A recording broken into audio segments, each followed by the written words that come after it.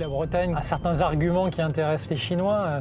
Évidemment le militaire avec nos sous-marins nucléaires lanceurs d'engins qui sont basés à l'île Longue à Brest. Les télécoms également qui ont été importants en Bretagne. Et puis on voit aussi ce qui est océanographique qui intéresse beaucoup la Chine, qui cherche finalement à acquérir de plus en plus de compétences dans tout ce qui concerne le secteur maritime. Pour mieux connaître les océans, les Chinois auraient ciblé l'Ifremer en Bretagne, un fameux centre de recherche français, le fleuron mondial de l'exploration des fonds marins.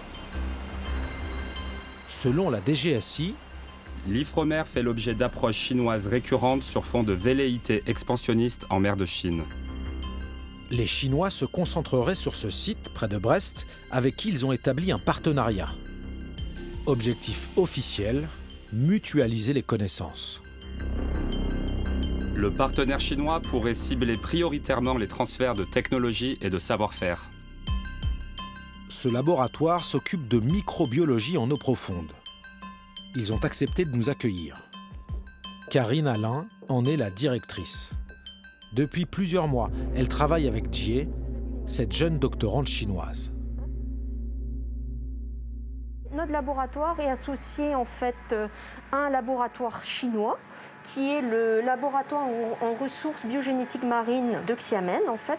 Et ceci, ça va nous permettre en fait de former des étudiants chinois et inversement de former des étudiants français aux expertises qui sont maîtrisées par notre partenaire chinois. Mon doctorat porte sur les virus en eau profonde. L'Ifremer est très connu dans le monde.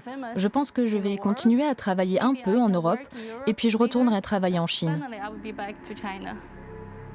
Chaque année, une poignée d'étudiants chinois vient ici acquérir des connaissances très pointues. C'est une vieille cheminée, elle a été découpée par notre robot sous-marin. Vous savez d'où il vient ?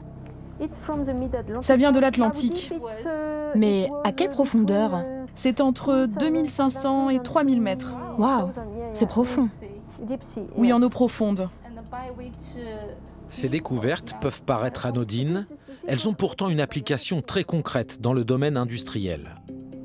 À l'heure actuelle, les économies industrialisées ont besoin de métaux pour, par exemple, les batteries des voitures électriques, la téléphonie, les aimants industriels qui vont arriver à manquer sur la terre ferme dans les années à venir et qui sont produites par certains processus qu'on trouve dans les fonds marins. Par exemple, au niveau des cheminées, comme ici, on va avoir une accumulation de cuivre, de zinc, dans certains sites de barium, et également de métaux plus rares. Et du coup, il y a un enjeu international à ce niveau-là. Et vous n'avez pas peur des transferts de technologie ou des vols de propriété intellectuelle ?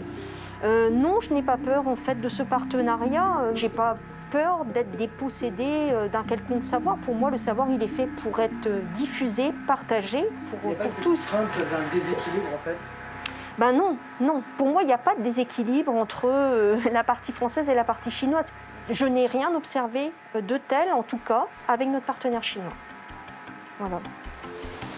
La direction de l'Ifremer assure par ailleurs être très attentive aux connaissances qu'elle livre à ses partenaires chinois. Un risque existe malgré tout, selon cet ancien du renseignement militaire.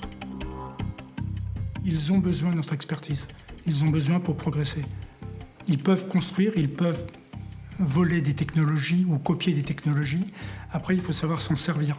Et sans le savoir, nous trahissons des secrets qui ne sont pour nous pas du tout des secrets.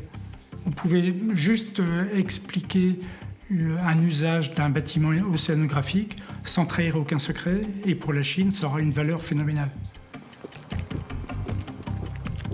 Quand on voit le comportement de la Chine quand même depuis quelques années, cette espèce de volontarisme et d'activisme sur tous les terrains, on peut se demander si au final on ne va pas être un petit peu les idiots utiles de la puissance chinoise avec la Chine qui va mettre la main sur ces données-là. Donc voilà, il ne faut pas être naïf non plus dans les coopérations qu'on noue avec la Chine parce qu'évidemment, il y a un risque qui est quand même réel de détournement.